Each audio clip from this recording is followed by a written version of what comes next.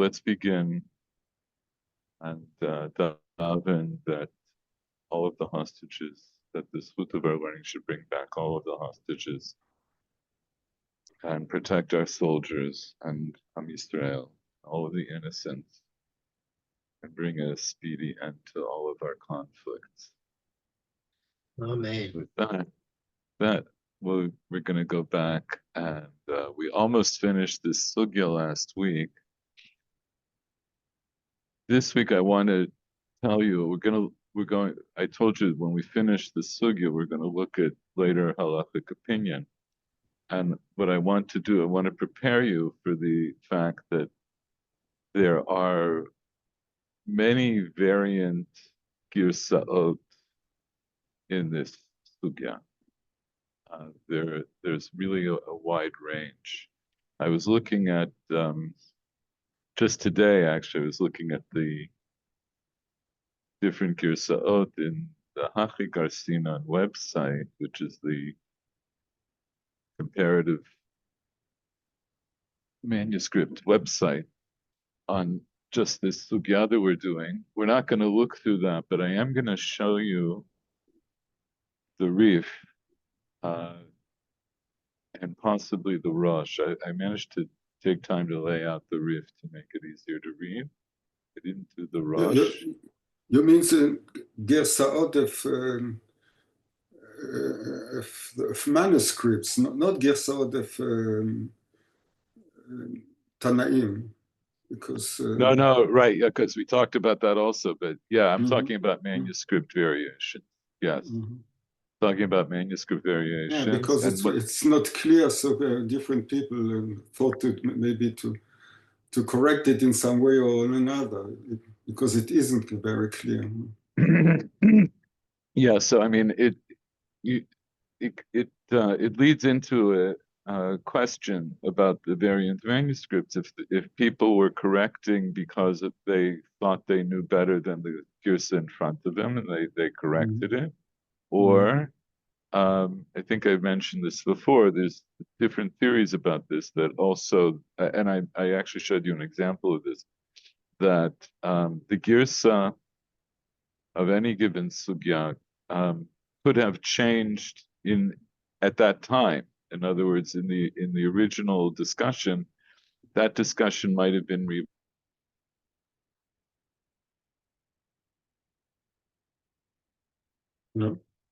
later on, or you disappeared for some time, for me at least. I don't know.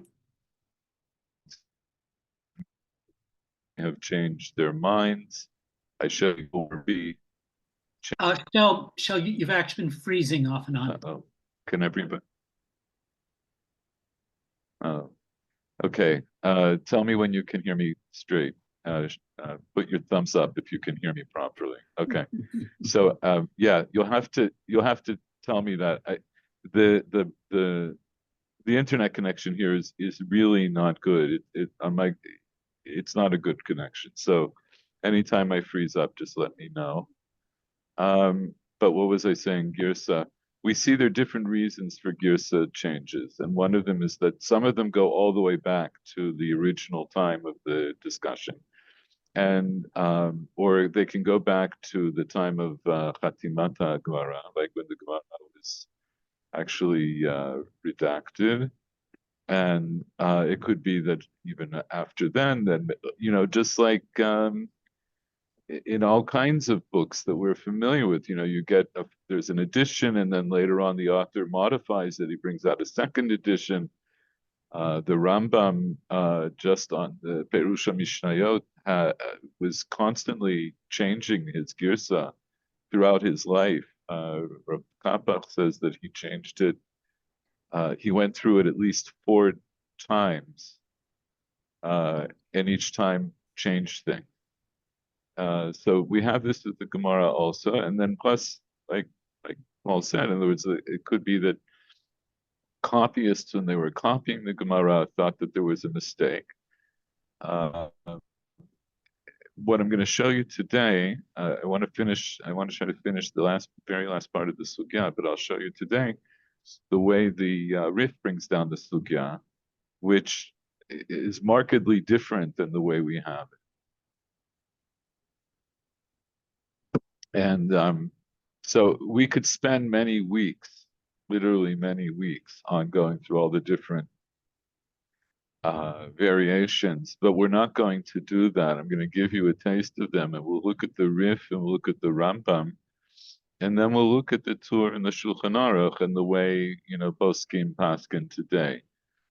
But we're going to do a quick summary of what we've done so far. And so the sugya begins here, Cholem Achilino Tal Pi B'kiyin. So then we have this. So then we have the statement of Rabbi Yanai, and Rabbi Yanai's statement seems to contradict or not fit in with the Mishnah. So the Mishnah writes that Cholem Achilino Tal Pi B'kiyin, and it said in main Sham B'kiyin then Achilino Tal Pi, right? Main Sham B'kiyin Achilino Tal Pi Atzmo Ad Sheyomar Dai. So Rabbi Yanai said he brought two dinim. Said here, Michael Schwartz, you're going to read Choleh Omer. One second, I'll make it bigger. Yeah, go ahead. Choleh Omer. חולה אומר צריך, רופא אומר אינו צריך, שומעים לחולה, מה תימה, לב יודע מרת נפשו, בשיטה, מהו דתימה, רופא קים לה תפיק כמשמע לן. Okay, so what's that mean? Just you can summarize it, or you can translate it. So that if the sick person says he needs, and the doctor says they don't need, you listen to the sick person. What's the reason? Is because we have a pasuk that says the heart knows the bitterness of the soul, and this is obvious. But you may have thought that because the doctor is the doctor that we actually listen to him or her, but him, I guess, in those days. Right. So, right. Well, you might have thought that because the doctor knows more, right, or he knows better, that we listen to him. Then read the second part of Rabbi Yanai, Rofei Omer. Rofei Omer tzarich, v'cholei Omer eino tzarich, shomeim l'rofei. My taima tunvei hu denekit le. So the doctor says that he needs, and the patient says, the sick person says he doesn't need, we listen to the doctor. What's the reason? Is because the sick person could be spewing out nonsense, could be nonsensical. Right. Or as we said, maybe he has a delirium, or yeah, either way. It's we don't trust the choleh to say he doesn't need if an expert says he does need.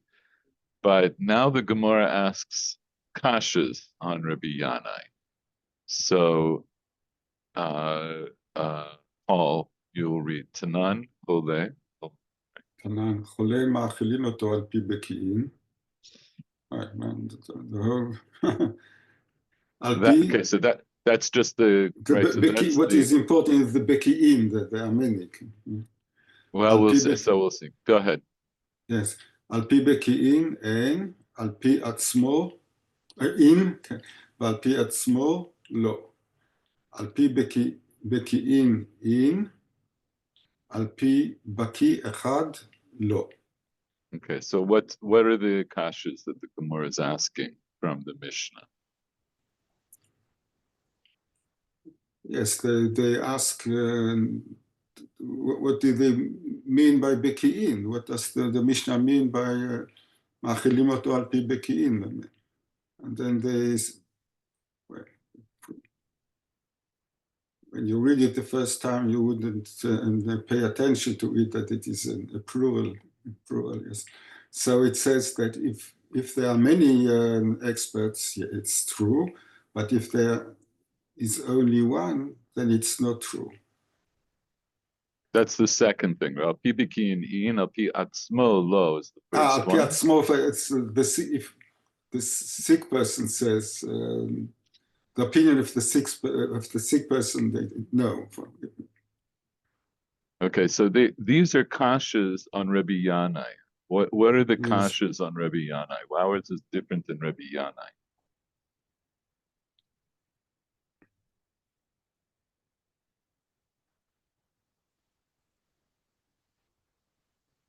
What did Rabbi Yanai say about Al Pi Atzmo?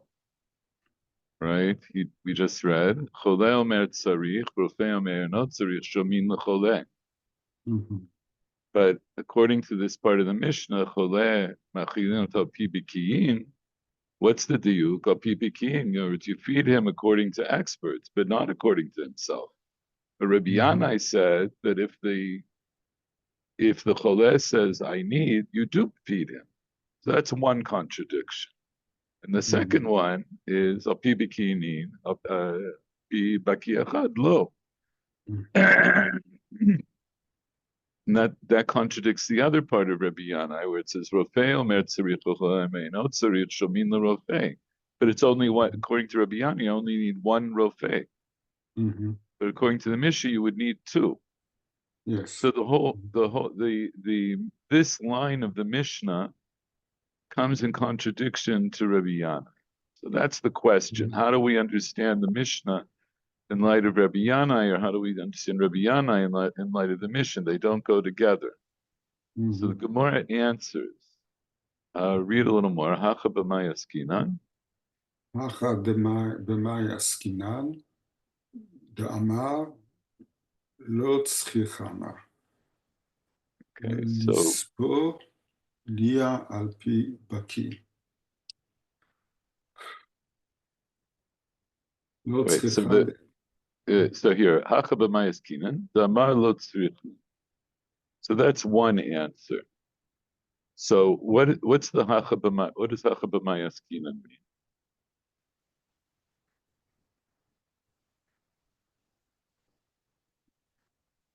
Anybody? What's the case for these refutations? Oh, so what's the case? In other words, the Hacha here refers back to the Mishnah. So just as a general, okay, so as a general rule, Hacha literally means here. It's in contrast to Hatam, which means there. It's like Po Visham. So Hacha means we're going to be talking about the source that we just brought. In other words, that's the one that's here. And so there isn't a Hatam in this case, but you'll often see Hacha the Hatam. But the Hatam here would be Rabbi Yanai. I'm just, I don't want to confuse it because the Gemara doesn't talk about Hatam, but it's saying here in the Mishnah, when the Mishnah says Chole, so what's the Mishnah talking about? It's talking about a Chole that said, I don't need to eat. So, so how does that help? How does that answer anything? The Chole says, I don't need to eat. So how does that tell me anything? We had two kasha. Go ahead. It helps with the first kasha. And what is that? Tell me what it is. Wait a second. Let me make sure that I've got this right.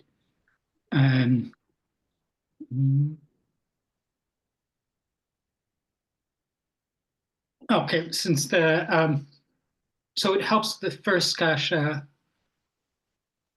So say, you know what? Do it like this. Say what the first kasha is, and then tell me how this answers that kasha. So the first kasha.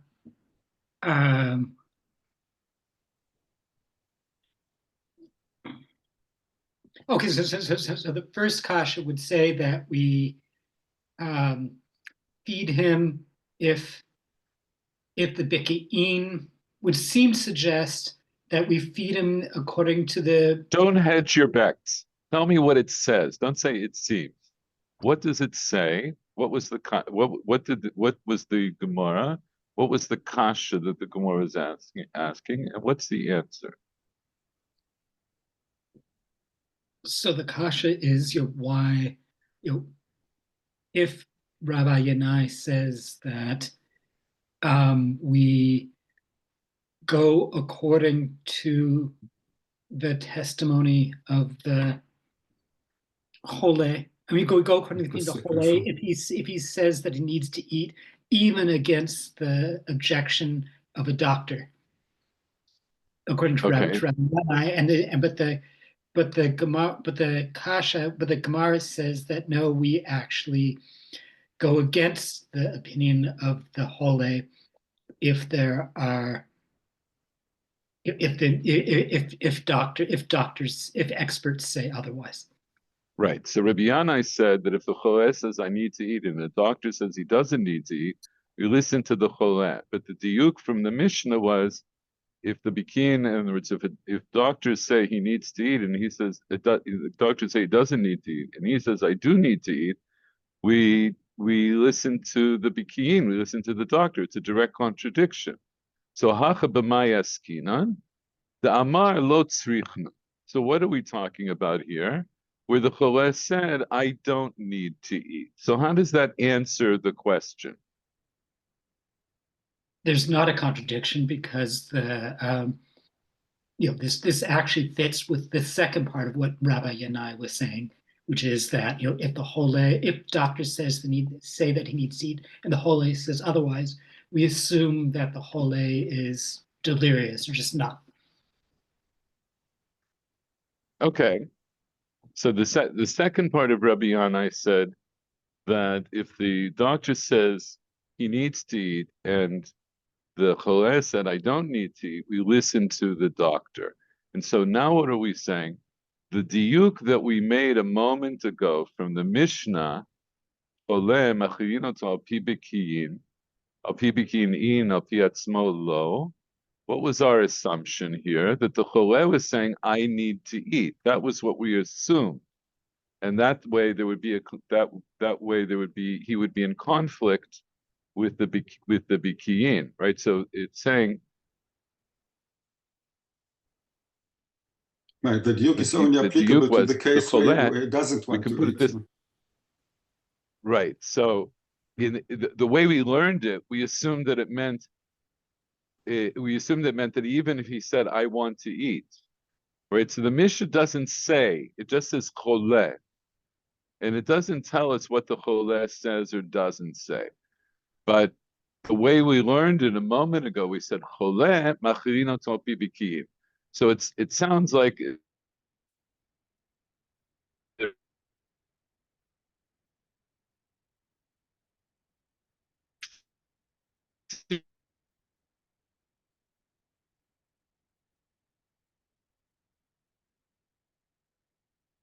right? It's just that's the psant to the Choleh.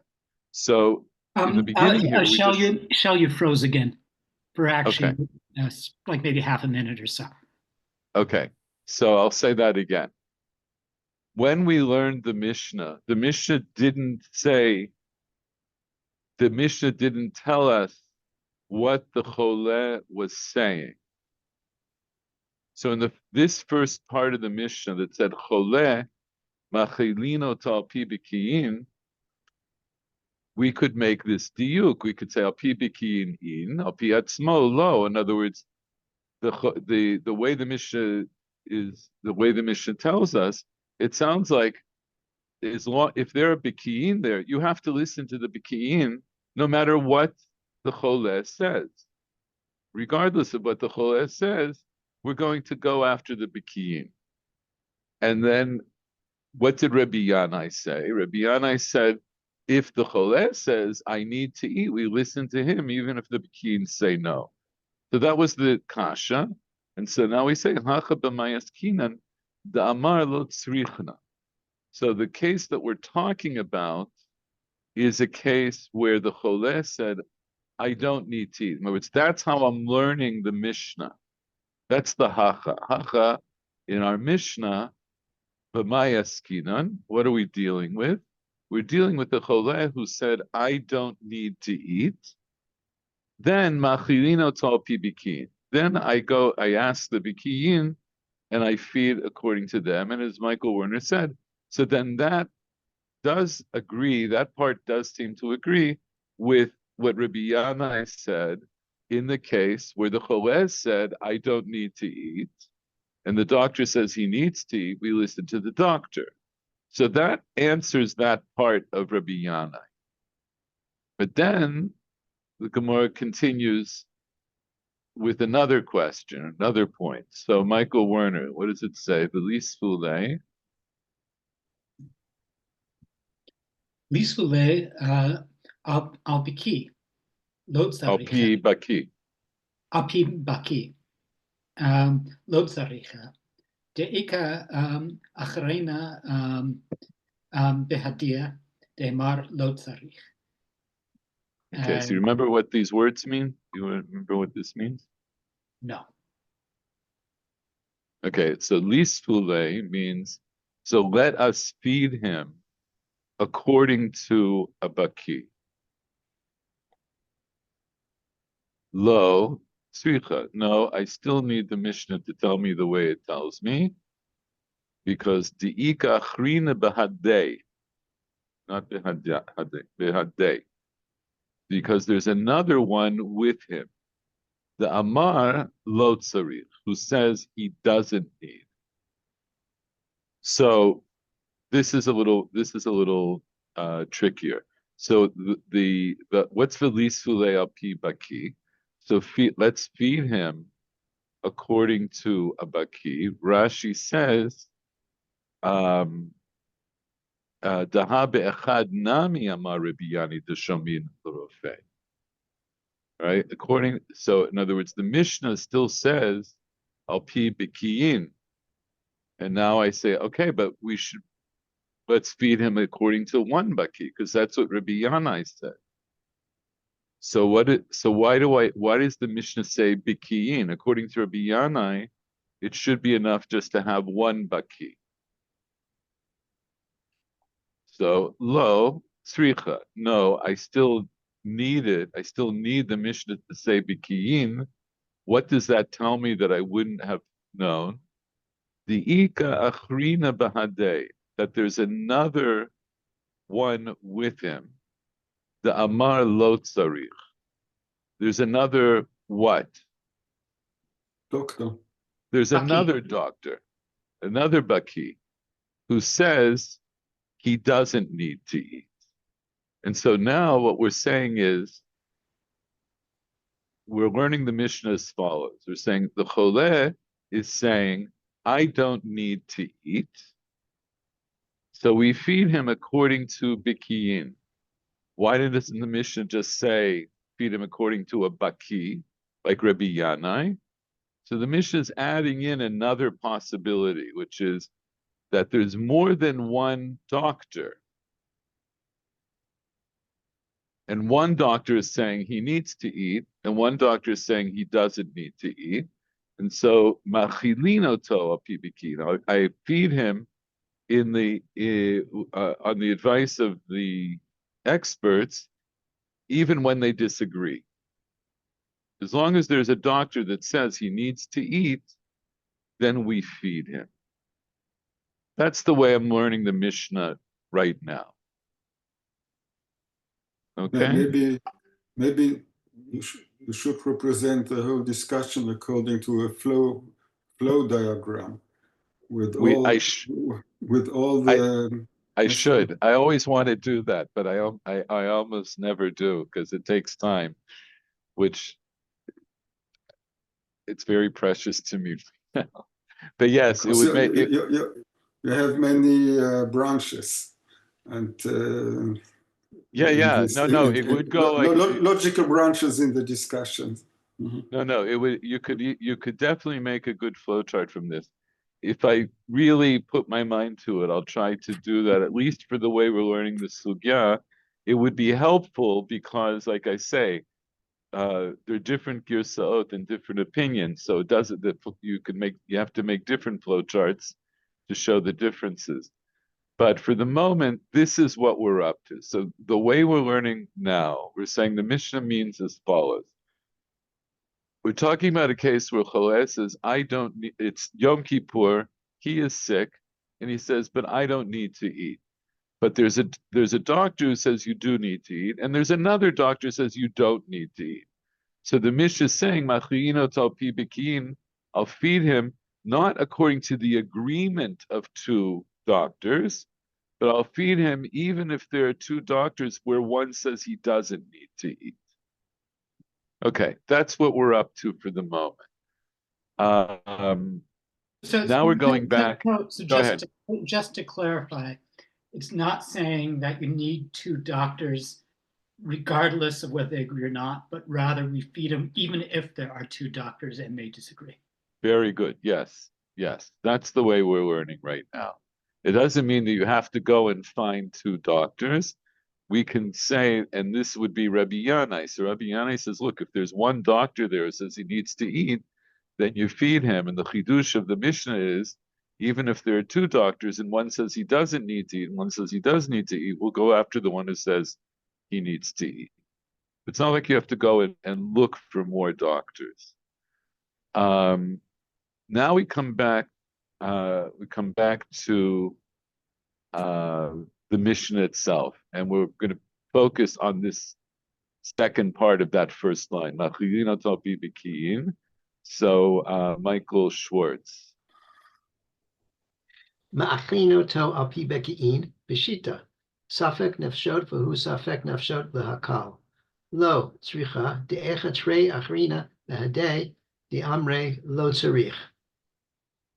So we feed them according to the experts. This is obvious because it's a question of life or death. And if it's a question of life or death, we rule leniently. No, we still need it because if there's now two doctors with him and the two doctors say he doesn't need and the one doctor says he does, we still feed him according to the opinion of the one doctor. Okay. So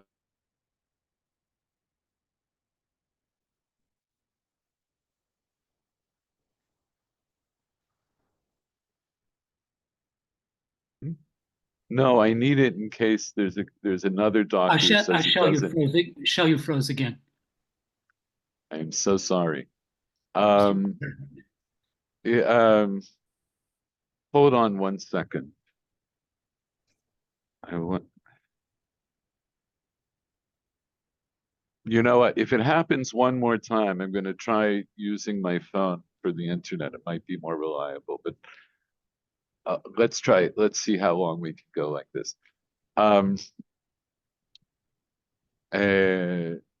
the lisulei baki, right? So why didn't the Mishnah say machino to baki? We say because maybe there's another doctor there, or there is another doctor there who says he doesn't need to eat, and therefore machilino to biki. So I'll feed him according to bikiin, but then we'll say obviously because safek nefashot uva safek nefashot lahakel. In other words, I have one doctor against another doctor. Okay, so now it's a safek if I should feed him or not. But safek nefashot lahakel, it's a matter of life and death. I'm going to be mekil to feed him on Yom Kippur. So lo tzricha. So what I still need it. I need it for the case where there are two who disagree with him.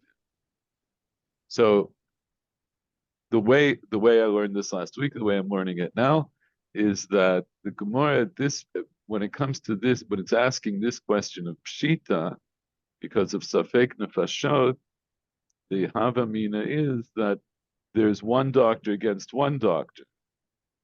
So obviously, if it's one against one, you're going to be mekil. It's a safek shakul, an even safek. So now I'll say no, but I'll tell you more. It means even if there's more than one doctor, or more specifically, if there are two doctors who say he doesn't need, and the significance here is that there are two. And why is that significant? Two is, it's not just that two is better than one, but two has halachic standing. Two opinions has halachic standing elsewhere in halacha. Right? For example, in edut. if you have one witness to a crime or for dine mamonot or whatever, then that witness doesn't count because it's just one witness. The Torah demands two witnesses. But once you have two witnesses, that's solid. It doesn't matter how many more witnesses you have. So that's solid. So then we would have Yeshum Havamina, we might have some thought that here also, if I have one doctor who says he doesn't need to eat, but two doctors who say he does need to eat, maybe I have to go after the two doctors. So on that, though, the Gemara says, the Afal Gav, the Amar Rav Safra. So Paul, you can read this. Gav the Amar Rav Safra, Tre kemea umea ketrei. Ini mili לעניין עדות, אבל לעניין אומדנה, בתר דעות אזלינן. Okay, stop. Explain that.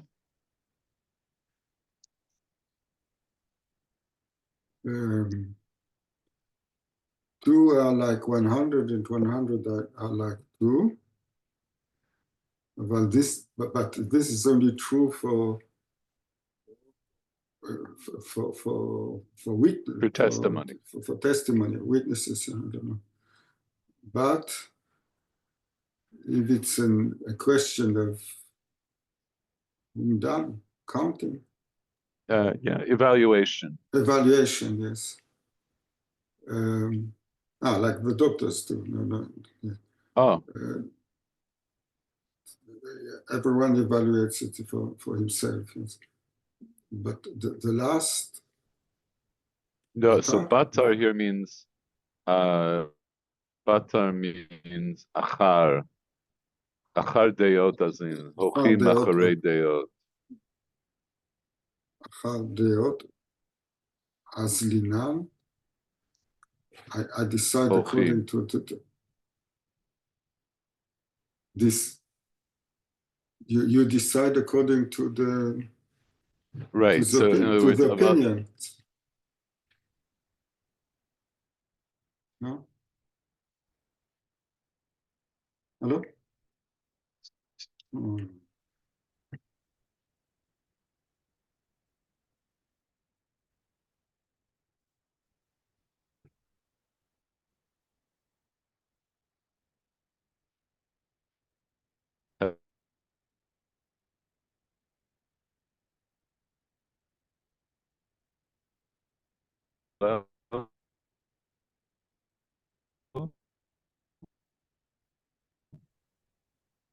Uh-huh. Hello. So yeah, you went into deep You're back. extended deep freeze. Okay. Are you still with me? Now Yes. we're with you, yes. Yes.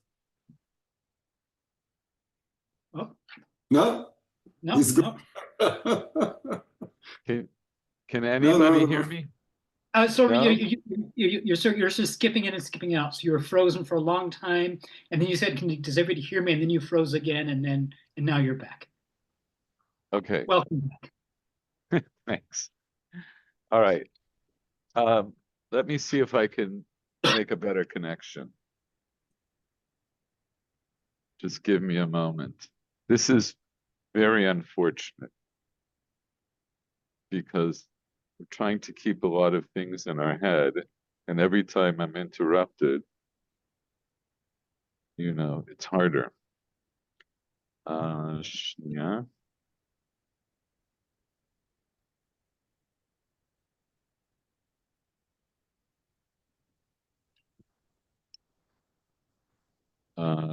Hold on.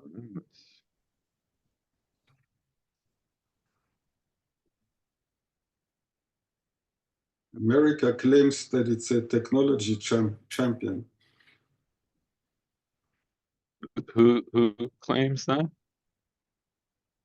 America, the America. States. Yeah. Well, They are better than the Chinese. so Shell, you're trying to make America great again? I'm wishing that America would be great, period. Okay, I've changed the connection to my phone, and can everybody hear me? It's okay. Okay. All right, so let's see if this is more reliable. I'll tell you, by the way, apropos of what Paul just said, the irony is that right now, the internet that I'm using on my phone is through my Israeli SIM card. That's So okay. It doesn't cost you a fortune. it's part of my yearly plan. I get 45 days of free internet in Bukhara. So I use the So same plan, the plan through Golan. yeah, Yeah, so okay, that's what I use. I use that all the time for it. That's one of the perks. Okay. Okay, so what were we saying? So we said Chole machino to b'pikin. So we're saying that's talking about a chole who's saying, I don't need to eat. So then we turn to bikin. One baki says he needs to eat, one says he doesn't need to eat. We listen to the one who says he needs to eat. So then the Gemara says, okay, that's obvious because it's a fake nefashot. It's a fake nefashot is lakel. So I say, no, I still need it in the case where there are two doctors who say he doesn't need to eat, and one who says he does need to eat. The af al gav the amar Rav Safra, even though Rav Safra said, treya kamei umea katre, right? Two are like 100 or 100 are like two. They're all the same. Then he was talking about testimony. And this isn't testimony. We're talking about, right, of inyan umdana, vater deotas leading. Regarding evaluations, we go after opinions, meaning we go after majority opinion. So at that point, I might say, oh, so if there are two doctors who say he doesn't need to eat, and one who says he does need to eat, I'll go after the rove. I'll say I should go after the rove. But then the Gemara goes on to say, that's still not our case. Michael, oh, did I lose everybody again? Oh, No. you're still here, but we need the screen share back. Oh, that's what it is. Okay. Okay, hold on. Very good. Okay, so that's fine. So I just recapped. And now, Michael Schwartz, you're going to pick up from here. Bahane Mile. V'hani mile li'inyan umdana v'nememuna aval hacha safrak nefeshotu. V'hamadaktani seifa v'im in sham bekein maklinoto al pi etzmo. Miklal. Actually, hold off on the second part. Hold off. Just let's do this part. Bahane Mile. So just do those two lines. Yeah, these are words. These words are for the Indian of the issue of estimating for money, but here it's an issue of life or death. Okay, so stop. So it means that at this point, what? So we'll say that that in our case, when we're talking about not edut and not umdana de mamona, but we're talking about umdana of nefashot, then our klal of safek nefashot lahakel will kick in. So that will be stronger than the fact that there are two experts who say he doesn't need to eat, and one expert who says he does need to eat. I might have thought, because it's umdana, that I would go after the rov deot, I'd go after the majority opinions. And I say, no, that's not what I'm going to do. I'm only going to go after the kula because it's a fake nefashot. Now, Bahamitik Tani Seifa. Okay, so and I should have corrected this from last time. So that's like the end of this kata. That's the end of this discussion on that first. What we've done now is we've explained the first line of the Mishnah in such a way that we can understand it along with Rebbe Yanai. So the first line of the Mishnah now reads as follows: Choleh, who says on Yom Kippur, I don't need to eat.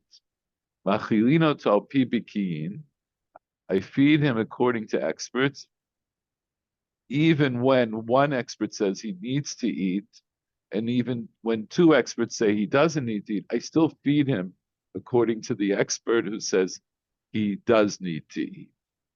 And now, Michael Werner, V'hami diktani seifa. Aha, mitkatani sefa. V'im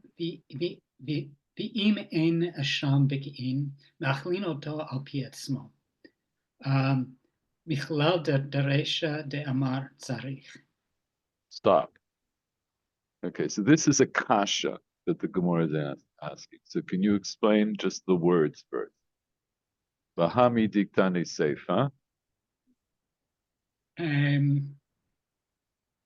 Okay, this is a basic phrase, and I just don't recall what it means. Okay. V'ha, like hine, mi shelamad b'sofa mishnah, right? In other words, look, in other words, it means, look, we've learned this line at the end of the Mishnah. In other words, and what did it say? If there are not experts or there are not doctors there, we feed the sick person according to his own opinion. Okay. So, and therefore, Michlal, the Reisha de Amar Tzarich. The Reisha de Amar Tzarich. So what is Michlal? What does Michlal mean? I don't recall. Anybody. From the rule? In this case, it's a little more specific. Michael Schwartz? It means that it implies, or we can infer.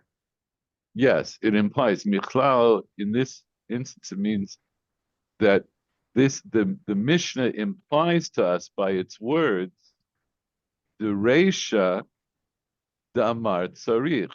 The Mishnah is implying this Seifa of the Mishnah, which says, Imen Sham Bikim Achinot Al Pi Atzmo, that implies that the beginning of the first part of the Mishnah is talking about where the Choleh said, I need to eat. So let's understand this a little bit better. We had the Mishnah. Let's flip back so we can see just the Mishnah by itself. The Mishnah said,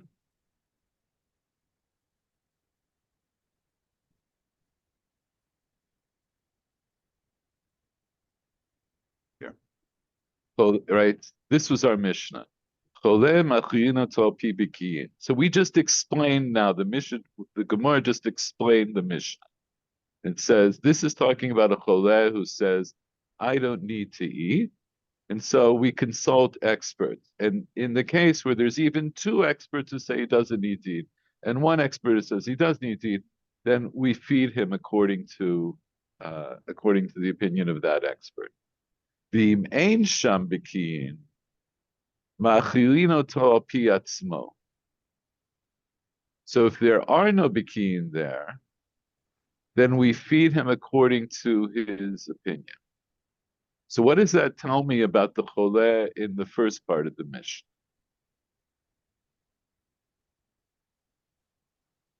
That he's saying that he does need to eat. Right. In other words, the implication is the Mishnah must be talking about a choleh who says, I need to eat. And what we're saying is that, in other words, now it's saying, put aside everything we said a moment ago, because what you're saying that the first part of the Mishnah is talking about a choleh who says, I don't need to eat. It doesn't make sense, because according to the Mishnah, when do we feed, the Sefer of the Mishnah says, I feed the choleh according to his own opinion if there are no bikiyin there. That that implies that the beginning of the Mishnah was talking about a cholah says, I need to eat, but there were bikiyin there. So in the case where there bikiyin, you go after the bikiyin. And if there aren't bikiyin there, then you listen to him. Then you listen to him, then you listen to him to be fed, that he wants to eat, that he says, I need to eat. So what we just read in the Gemara is saying, all of this limud that you did on this first line of the Mishnah doesn't make sense because it's all based on the idea that the Choleh is saying in the first part of the Mishnah, I don't need to eat. But the second part of the Mishnah implies that the whole Mishnah is talking about a case where a Choleh is saying, I need to eat. And so everything you're saying, we have to throw out. It doesn't make sense. That's a diuk in the reading of the Mishnah. It's not saying that it's more logical. It's saying that's the way the Mishnah would be read. In other words, if I didn't have my whole discussion and I was just reading the Mishnah straight, I would say a choleh is a choleh and Yom Kippur. I feed him according to bikiyin. If there are no bikiyin there, I feed him according to himself. So what does the Seifa tell me about the Reisha? That the Reish is telling me I don't feed him according to his opinion. And what would his opinion have been? It would have been that I need to eat. I don't feed him according to that. I feed him according to bikiyin because they're bikiyin there to consult. But now that now that there are no bikiyin in the Seifa, then I listen to him if he says I need to eat. But the whole Mishnah must be talking about a choleh who's saying I need to eat. And so therefore, everything that we just learned doesn't make sense. That's the kasha, right? Vaha midik tani seifa ve'ein sham bikiyin machlin oto pi atzmo nichlal dereisha de'amar tzarich. Since the seifa is talking about a case where he's saying that where we feed him according to his opinion, what does it mean we feed him according to his own opinion? It means he's saying, he must be saying, I need to eat. Otherwise, we wouldn't feed him. So that implies that that's the whole case that the Mishnah is talking about. Paul, what do you want to say? No, it's very strange because that's my feeling, and I don't know.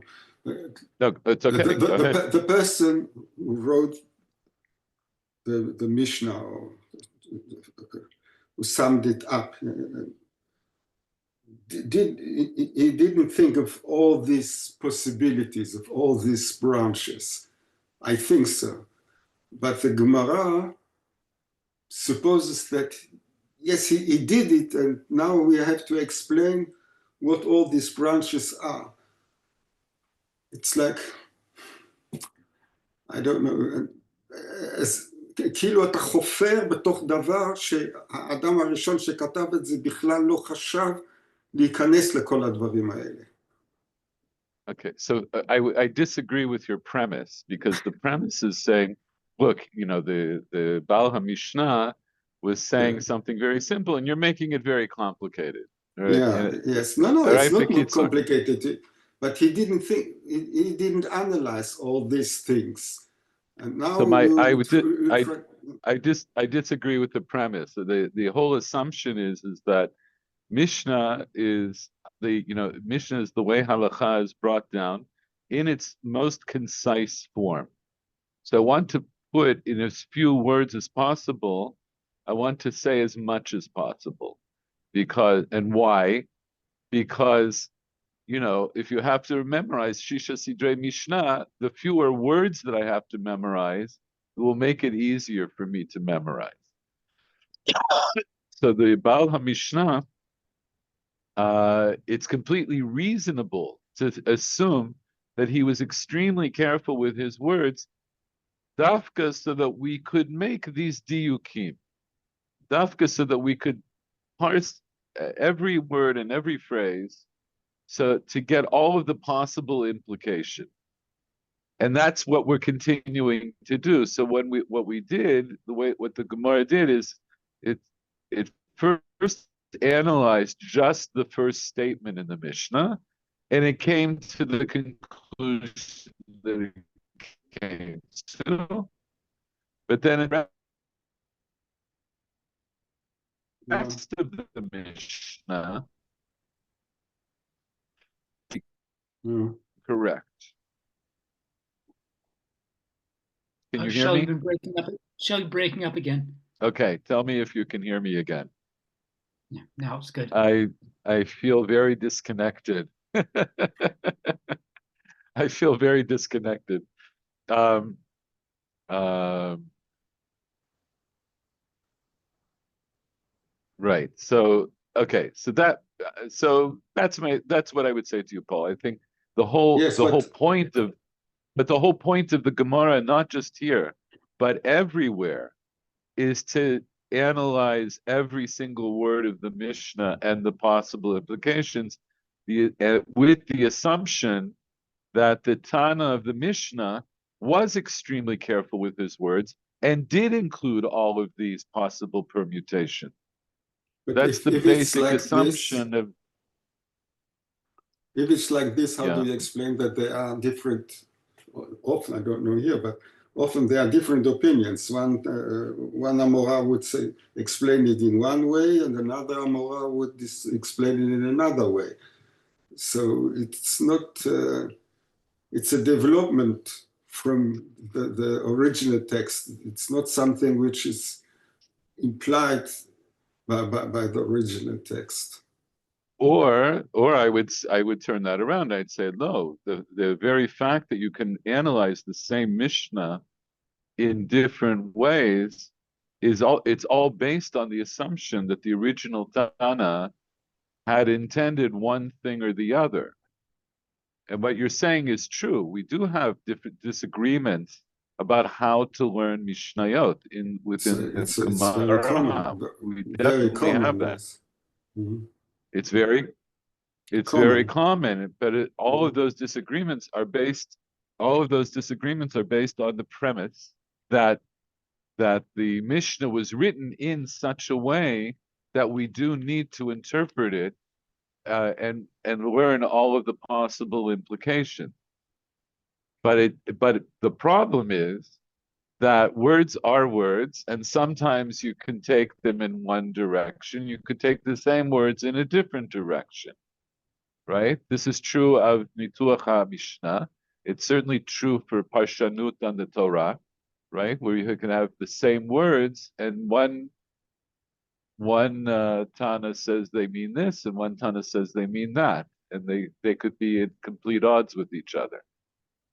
But be that as it may, this is what we're saying now, and so we have this problem. We have this problem that the Mishnah, if I read the Mishnah as a whole, the Mishnah must be talking about a choleh who's saying, I do need to eat. And then all of the other diukim I said aren't going to be helpful. And I'll go back and I'll have this problem. So you could say, okay, so let's read it like that. But then I have the problem that Rabbi Yanai doesn't line up with the Mishnah, right? That's the way the whole sugya began. Because I have Rabbi Yanai saying things that don't line up with the straight diukim from the Mishnah. So in order to answer this, the Gemara now takes a more radical approach, I would say. And let's see, Michael Werner, you can continue reading a little more. Chisure Mechsera. Chisure Mechsera v'hachi katani. B'ma devarim amorim. De'emar lo tzarich ani, aval amar tzarich ani. Ein sham bege'in tre, el chad de'emar lo tzarich.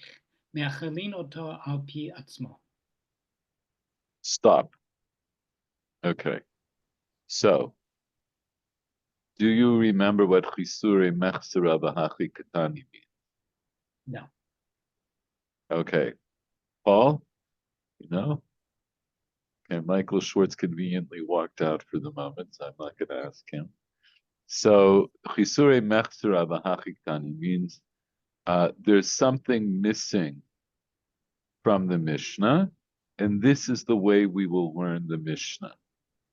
Now, I think you'll remember we talked about this. So here, right, the Gemara is saying that actually the girsa that we have in our Mishnah is lacking.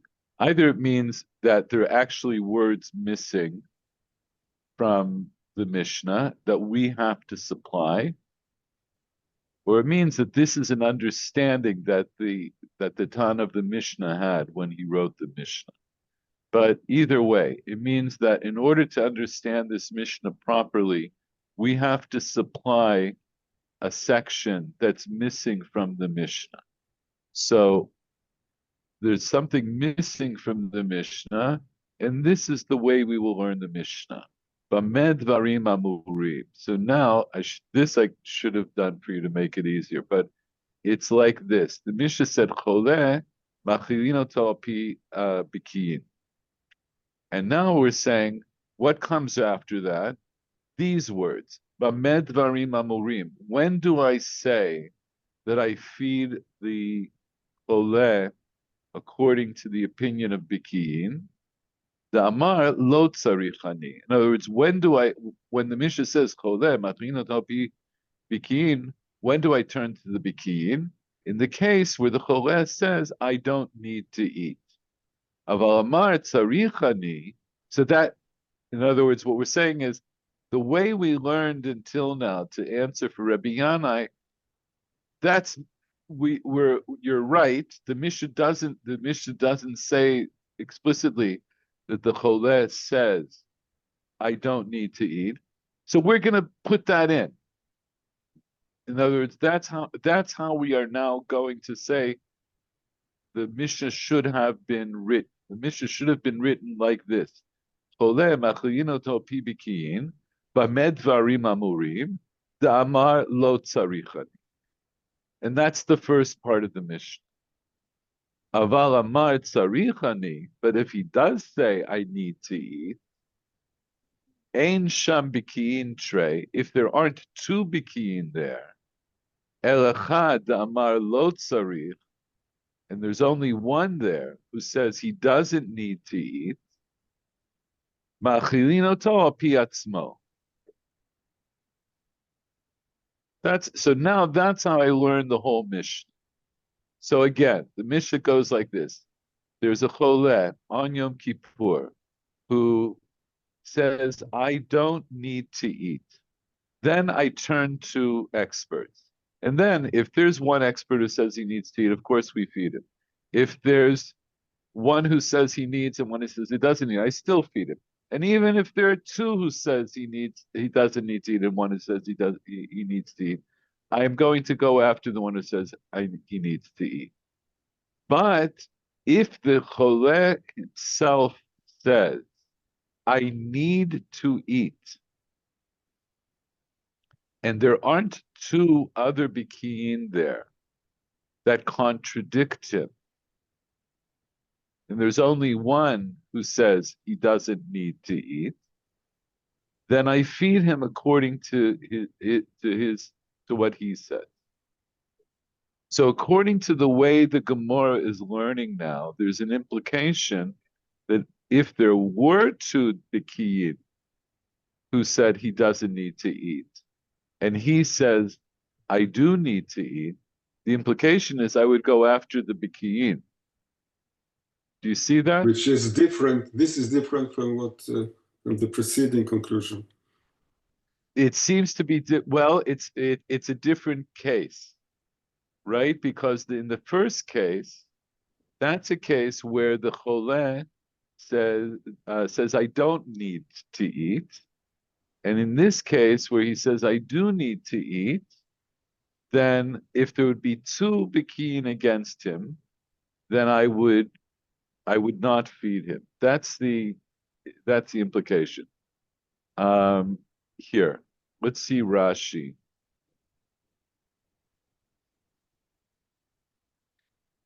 Bamed Dvarim Amurim,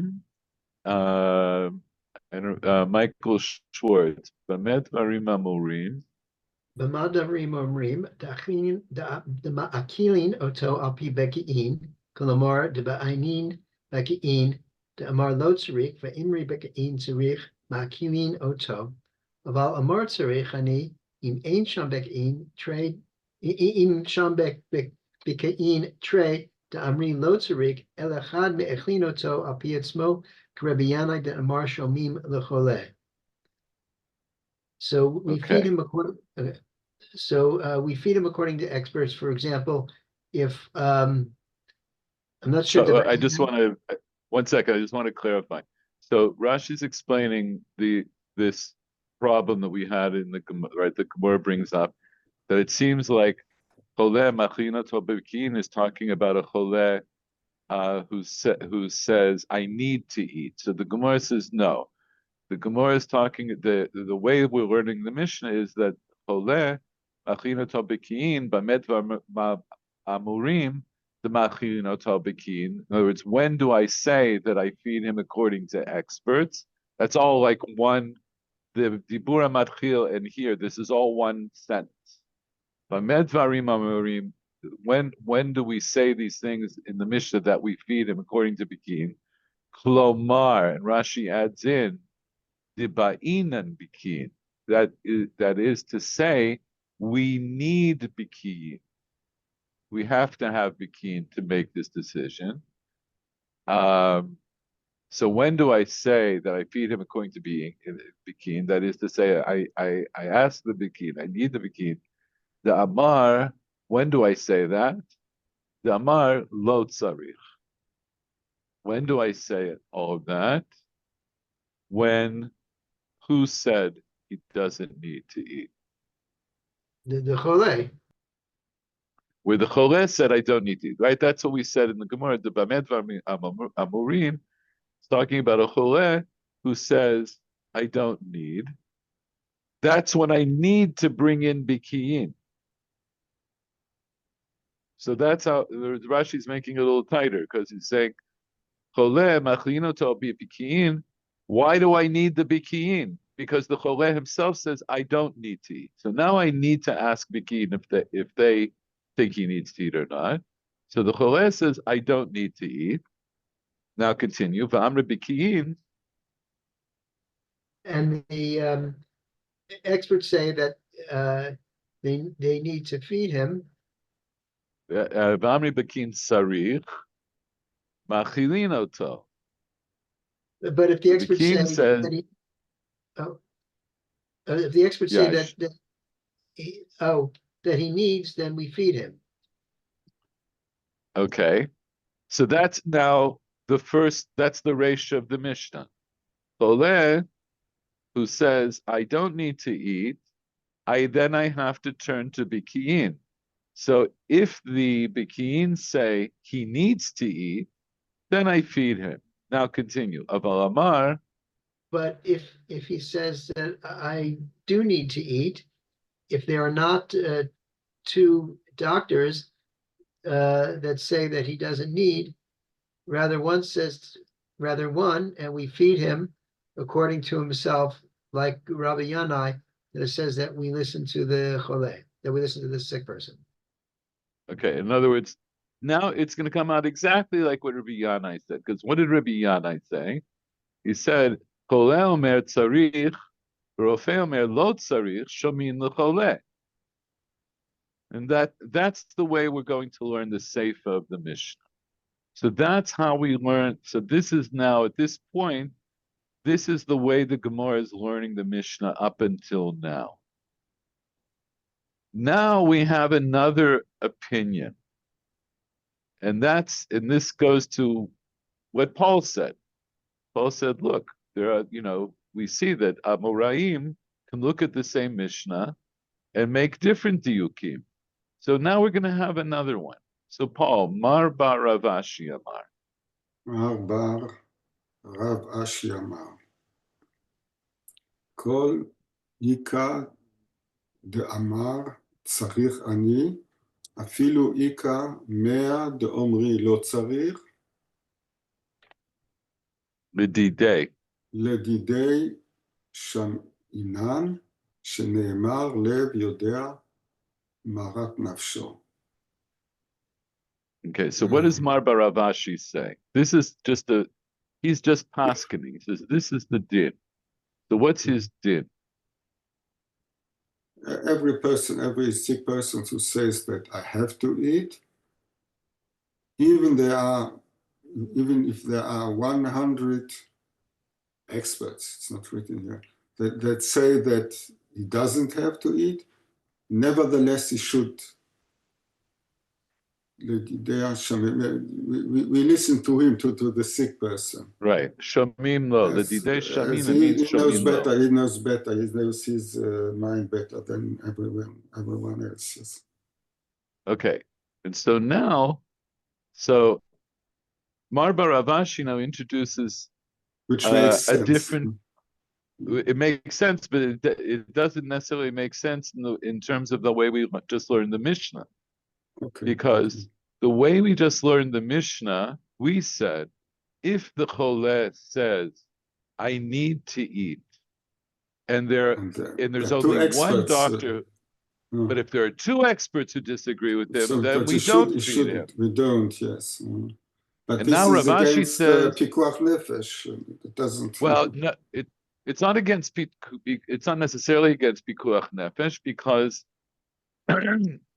it could be, according to that opinion, we have to talk about the implications, but I will just say, it could be that in a case where there are two experts who disagree with the one choleh, then I say, look, yes, it's an inyan of pikuach nefesh, but there is also an iser karet here, and the choleh doesn't necessarily know. In other words, I have two experts. They've had this same case 100 times before. They know better. So if there's only one, then I say, okay, it's a safek. But if there are two, then they have standing to disagree with him. But Mara Baravashi says no. He says like what you're saying. He's saying like the way you want to say, if I may. I think this is what you want to say. That right. So I'll just translate the words more precisely. Kol heicha damar tzarichani, kol makom, kol efo sheomer hacholeh tzarichani. Afilu ika mea damri lo tzarich, afilu yesh mea shomrim lo tzarich, afilu sheyesh mea bikiyin, mea rofim shomrim lo tzarich, l'didei shaminin, shomim lecholeh, shenema lev yodea marat nafsho. Because we have this as a principle that he knows in what dire straits he's in, more than what the doctors could know. But of course, now we're going to have a problem, because how does Mar Bar Avashi fit? How does that fit in with the Mishnah? Because the way we just did this very careful reading of the Mishnah, that doesn't go like Mar Bar Avashi. So how does Mar Bar Avashi learn the Mishnah? So Michael Werner, Tanan, Okay. if you're still with us, no, seriously, do you understand what we're going to do right now before you start to read? No. Did you understand what I just said? And if not, I'll say it again. I was gone. You are out. So let me just say it again before you read, because otherwise you will be wandering in the desert. And it's okay. All of us can know. All of us can take the time to go over it again. So we just spent a long time trying to reconcile Rabbi Yanai with our Mishnah. And based on that, we came to the following conclusion regarding the Seifa of the Mishnah explicitly. And what we learned is that if the Choleh says, I need to eat, and there's one doctor who disagrees with him, who says you don't need to eat, we feed him. But if there are two doctors who disagree with him, we wouldn't feed him. Comes Mar Bar Avashi, says, no matter how many doctors disagree with the Choleh, if the Choleh says, I need to eat, then we feed him. The question is, how do I see that now in the Mishnah? Because it seems like the Mishnah disagrees with him. Because what did the Mishnah say? Im ein shan bikiyin. If there aren't bikiyin there, then we feed him according to his will. But if there are bikiyin there, then maybe we don't. In other words, if there are two bikiyin who disagree with the choleh, who says, I need to eat, I don't feed him. That's how I'm reading the Mishnah. How can Mar Bar Avashi say what he says and still read the Mishnah? So now, Michael Werner, Tanan. Tanan. Ki im shamte ki im me'achelin oto al pi atzmo. Tema. Ta'ama. Ta'ama. Delika beki'im. Ha'ika beki'im lo. Stop. That's the kasha. So explain it as best you can. So we feed him according to what he himself says. How is that? What's the reasoning of that? The leka bikin. What does the leka mean?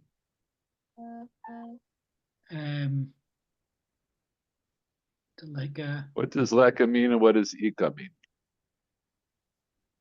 Anybody?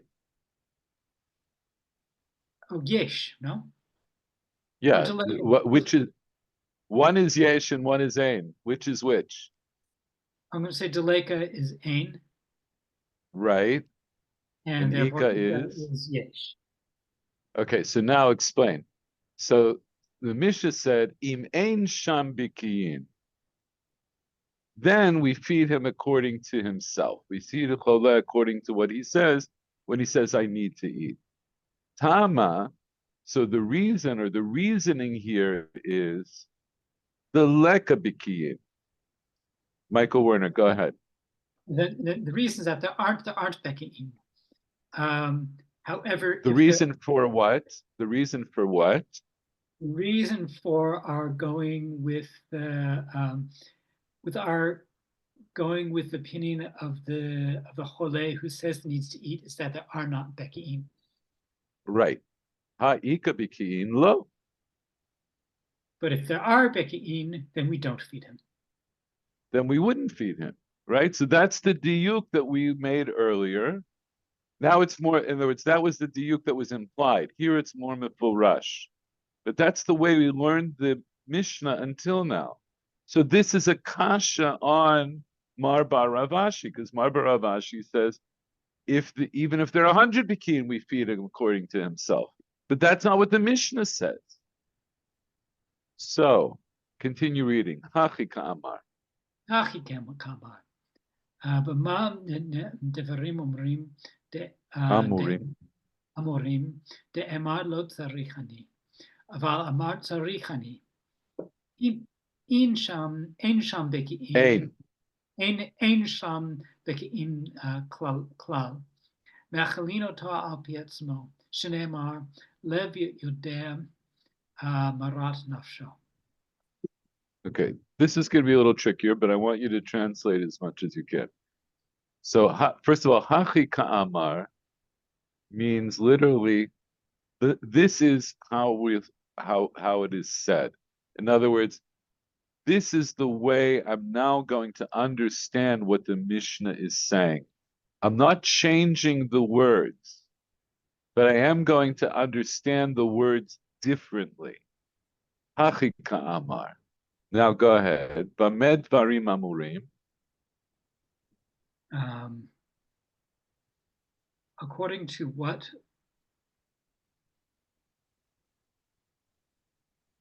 I'm sorry.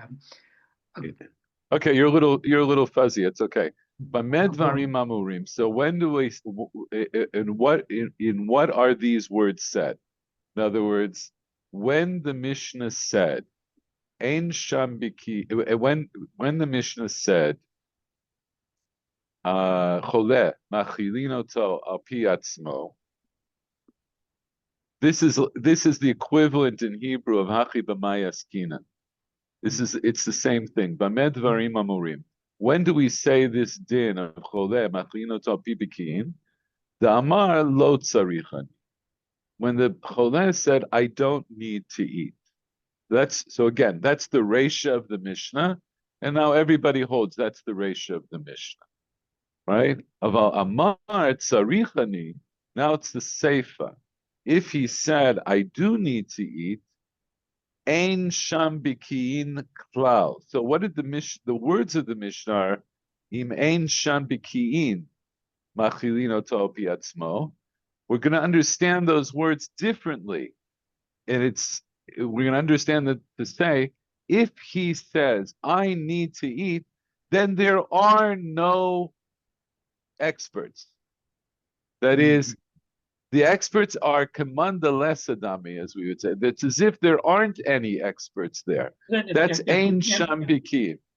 So I'm sorry, go ahead. They're canceled out, as it were. They're canceled out. So that's the way Mar Baravashi is going to. The Bekin That's the way irrelevant. The Bekin they're are irrelevant. Exactly. In that case. Yes. Exactly. So now we're saying that's the safe of the Mishnah. Safe of the Mishnah is Imein Sham Bikiyin. What does it mean there are no Bikiyin there? When the Choleh says, I need to eat, then there are no Bikiyin there. Then, because Machilin Oto Piatzmo. Once he says, I need to eat, there are no opposing opinions. There are no experts that can contradict him. And it why? doesn't matter if there are 100 or 2 or 1. It doesn't matter how many there are. Exactly. That whole idea that there's 2 against 1, it falls away. According to Mar Baravashi, that's the way he learns the Mishnah. He's not disagreeing with the Mishnah. He's saying, no, this is what the Mishnah means. When it says, Imen Sham Bikiin, Machinoto Piatzmo, read it, it's saying that when he says, I need to eat, there are no other opinions. That's it. Rashi here, the first part of Rashi is just Hachi Garsina. And his girsa is the girsa we have in our Gemara, so we don't have to read it. But then Rashi explains, Ein Sham Bikin, Klomar, Ein Bikiutan Klum. Their expertise is nothing in the face of the Choleh saying, I need to eat. So we did get through the whole sugya, but now that we've come to the end of the sugya, so now we're left with these 2 opposing opinions about how to learn the Mishnah.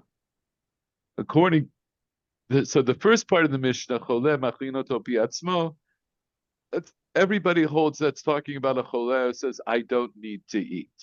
I'm sorry, I didn't say that right. The Reish of the Mishnah says, Choleh Machinoto Pibikiyin.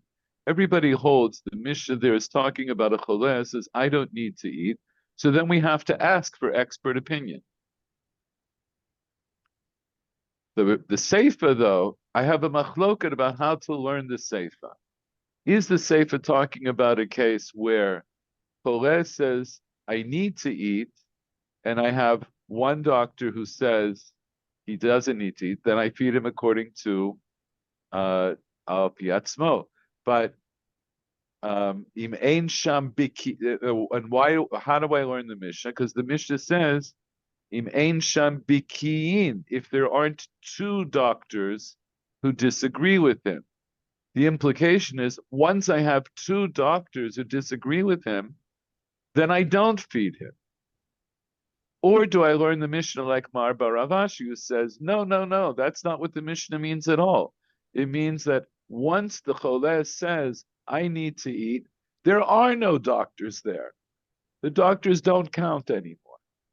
So that's the machloket that I'm left with at the end of the sugya. And now we've come to the end. So next time, it's okay. This was a tougher than I don't want to say tougher than usual, but I think it was tougher than it seemed at first glance. But this is the way that we've learned now, according to apparently what the Girsa of Rashi is. Next week, I want to look at the Rif and the Rambam and possibly the Rosh And so you'll see at least some other opinions about how this gets learned. Paul, what did you want to say? Yes, according to the way you understand the Mishnah, there should be one of the rabbis should be right and the other one should be wrong, because you assume that the Mishnah knew exactly what the diuk is. But you see here you have two different diukim. Okay. No, but the point is, it's not that one is this. This is the whole point of Elu ve'Elu. It's not that one is right and one is wrong. So the They're both Mishnah right. contains, it doesn't go, it doesn't have this diuk inside it. Or do you think it has both of them inside the text? It has both, but the question is, in other words, so you, Paul, you're the editor. You go back to the Baal HaMishnah and say, look, you have to make this more clear, because otherwise future generations are going to be arguing about this for centuries. Okay, but we didn't get to do that, and so so now we can ask a more philosophical type question: is when the Baal HaMishnah wrote what he wrote, right? And this was the way that the din comes down. Did the Baal HaMishnah think that the way he's writing this purposely contains more than one explanation, more than one perush? Or is it that Perush, whatever the original Perush was, became disconnected somehow from the Mishnah, and it's up to the Amoraim to try to figure out what the intent was. But for practical purposes, the Gemara doesn't see itself. Gemara isn't a modern choker who's trying to figure out what the original girsa is, because of the academic, value of that. The Gemara wants to learn from the Mishnah what is halacha, and because of the nature of the way Mishnah is transmitted, both of these opposing halachot are possible. And the other thing to take into account is, I think you can say this, especially with both Mar Bar Avashi and Rabbi Yanai, who are generations apart. Rabbi Yanai, like I told you, the first generation of Morar, or last generation Tana. Mar Bar Avashi is the very end of the Kufata Gemara. And when Rabbi Yanai, his statement is, it seems to be clearly a contrast to, or a supplement to, the Mishnah. Mar Bar Avashi's statement, it could also be a supplement to the Mishnah, but it's chad mashma'i. It doesn't look like it's trying to explain the Mishnah. It's just a psak that Mar Bar Avashi had. And so but the Gemara feels obliged to reconcile both of them with the Mishnah, because ultimately, like we say, Amoraim have to reconcile themselves to Tanaim. And so the Gemara, like we just saw with Mar Bar Avashi, he says his psak, and then the Gemara says, but there's a kasha on you from the Mishnah. In the same way that when we had Rabbi Yanai, we learned Rabbi Yanai, and he said, but look, the Mishnah doesn't line up with you. So each of them, Ki'ilu, Rabbi Yanai and Mar Bar Avashi, Ki'ilu, saying their statements independent of the Mishnah, and the Gemara is saying it doesn't matter. You still have to reconcile yourselves to the Mishnah. In the system of the way the Gemara understands, either they have to be able to read themselves into the Mishnah, or they have to find some other Tana who says explicitly what they're saying. And so apparently there is no other Tana, and so each of them is going to be read back into the Mishnah. What was the original intention of the Baal HaMishnah? It could have been both. It could have been both. It could have been one or the other. But the point is that in that this is the way that the halacha comes down in the Mishnah, this is what we're left with. We're left with trying to figure out what the halacha is. So both of these readings of the Mishnah are completely legitimate readings. They're both correct readings.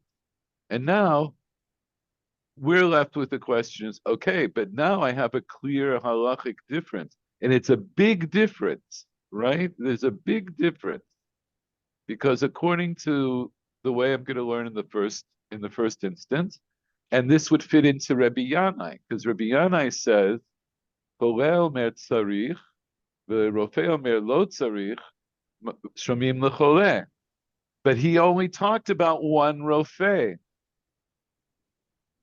And the Mishnah is saying, Imen shan bikiin, then I listen to the choleh. Okay, that fits in with Rabbi Yanai, but what's the implication? If there are bikiin there, then I don't listen to the choleh. Mar bar Avashi says, no, once the choleh says, I need to eat, there are no bikiin. I don't listen to them at all. So that's a very big difference. So the That's a halacha is very to decide according to which Rab So as a spoiler alert, I'll tell you that we go poskim mostly go after Mar bar Avashi. And there's a cloud elsewhere that sounds reasonable. it sounds reasonable, but it's not just here. There's the Rishonim say that halacha is always like Mar bar Avashi, except for one or two places. There are differences of opinion about a couple of places that are not part of our sugya. Mar bar Avashi said a lot of dinim. This is one of them. And although he's more modern, you would maybe think that an earlier Amora would have more. How do you call this? more weight. More weight, yes. I don't know, but maybe you could think like this. Yes. Yeah. No, so this is it's not exactly a paradox, but it's something we've talked about many times.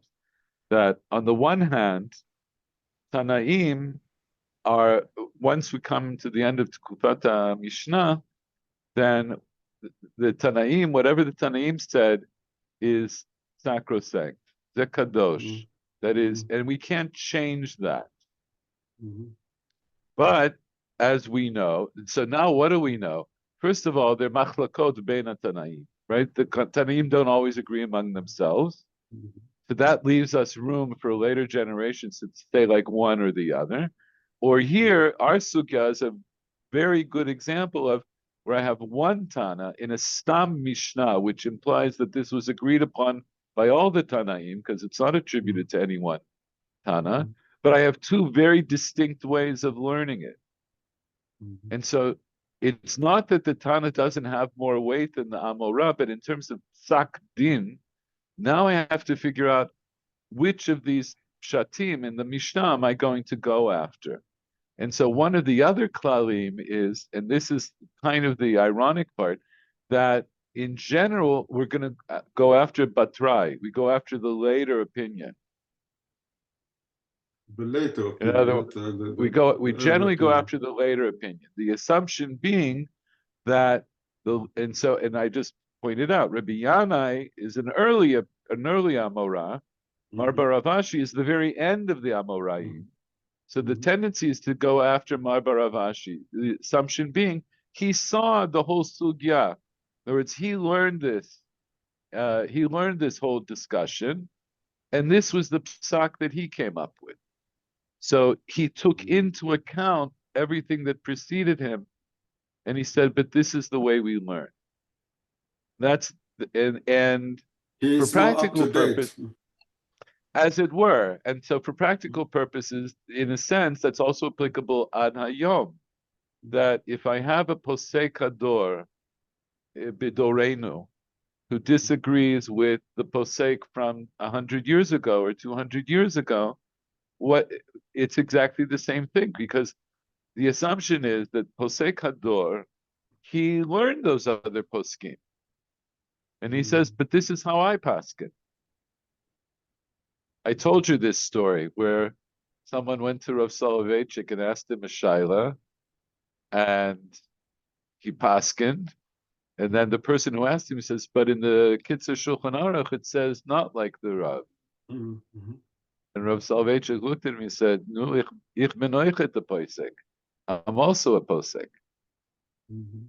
In other words, it's not. It doesn't mean he didn't know the Kitzur Shulchan Aruch. He knew the Kitzur Shulchan Aruch. This, but he's saying, I disagree, and I'm the posek now. There are other references to this, right? This is the Chazal say this about in general, that you go after the Chachmei Hador, the whole door v'dor, right? And that was the machloket between Rabbi Yeshua and Rabban Gamliel regarding Yom Kippur. When does Yom Kippur fall out? And there was a machloket between them, and Rabban Gamliel ultimately ordered Rabbi Yeshua to come to him b'maklo v'kiso on Yom Kippur that he had determined, that Rabbi Yeshua determined, in order to demonstrate that halacha was like Rabban Gamliel. And at first, Rabbi Yeshua was very dismayed, and then it was darshan to him that you have to go after the Poskei Hador. And at that time, Rabban Gamliel was the head of the Beit Din, so he had to bow to Rabban Gamliel. So anyway, Nevertheless, there are people who think that they have to go always according to the Gdolim, which are posting 200 or 300 years ago. Yes. no, but okay. That now this gets into a much more. That gets into a much more. That gets into a much more detailed conversation, which we aren't going to go through. But there's a long shach, the Siftei Kohen, who wrote a perush on the Shulchan Aruch, on parts of the Shulchan Aruch. He has a very long comment in the Choshen Mishpat about practically how we paskin, how he looked at psak in his day. He was from, I believe, the 17th century, and already he's basing it on a comment of the Ramah from the 16th century about how do poskim from since the time of the Gemara and until now, how do they paskin? What's the basis for them paskining? In other words, everybody knows that we live in a time when there isn't a Sanhedrin. So if there's a Sanhedrin, right, if you have the whole Ma'arechet HaMishpat, the way that it was supposed to be, the Rambam describes this in the beginning of Hilchos Mamrim. First you go to the local Beit Din. If they don't know the answer, you go to the next one. And then you go to the next one. And finally you'll get to the ultimate appeals court, which will be the Sanhedrin, and then they'll decide, and that'll be the psak. But what happens after all that broke down, right? We don't have a Sanhedrin. What happens now? And so part of it we're seeing now. So this is the way Amoraim dealt with it. But then how did later poskim deal with the Gemara and also deal with precedent by later poskim? How do we look at the Rishonim? How do we look at the Achronim who preceded us? Do we give more weight to some than to others? To some degree, it seems very arbitrary, but there were people and there are people who try to present it in a more systematic way. So I don't dismiss people who say there's certain poskim that we hold to be more important than others. It has always been thus. It's always been true. So I'd say the Teimanim held the Rambam in such high esteem that Ad Hayom Hazeh, they hold like the Rambam over the Shulchan Aruch. But it's in different kihilot, there are different rabbanim that are given different way, and also different later batei din that were given different way. So I don't want to say it's arbitrary. It's not arbitrary. Every kihila has its own understanding of these things. But I think it, in a larger philosophical sense, ironically, it's one of the things that has kept the Jewish people together when they were apart, because wherever you were in the world, in the Jewish community, you went after your local Rav. You went after whoever was the Rav HaKihila or the Beit Din of the Kihila. And if you were if you were in Tunis and a Beit Din in Loyodea, in Turkey said different, first of all, you might not know that they disagreed. But even if you did, they'd say, look, this is what we're doing here, and that's what they're doing there. Bizmanenu, it's a little different because it's, first of all, the vast majority of Jews are either in Israel or in the United States. That's the vast majority. It's about 50-50. And those kihilot are also, they're not mu'chadot. There isn't one single authority. And so we're still dealing with the fact that for thousands of years, we relied on more local authorities to make decisions. And now maybe we have to try to work our way back to finding a way to making, more global decisions. Anyway, And of course, communications are an issue now. We have instantaneous communications almost. Yeah, I'm sorry. Thank you. Because I wanted to throw that in. Yes, exactly. So like when you were sitting in Zhytomyr, or you were sitting in Istanbul, or you were sitting in Warsaw, you didn't know in real time what the Beit Din in Rabat or in Loyodea, in Yerushalayim or in Tzfat, you didn't know what their psak was. Once printing came into being, then communications weren't simultaneous, but they were a lot faster. Things were transmitted much more quickly. And because, you could, like the Shulchan Aruch gets printed and it's almost immediately distributed throughout the Jewish world. So that's how, like the Ramah writes his comments in the Shulchan Aruch in real time when Yosef Karo was still alive. He doesn't write it a generation later. He's there in real time. And now, as we say, it's on steroids because I can know instantly. I don't even have to wait a few years for the book to be printed and distributed. It could be written, they could have a psak, and I can see it the same day. If you are allowed to use the internet.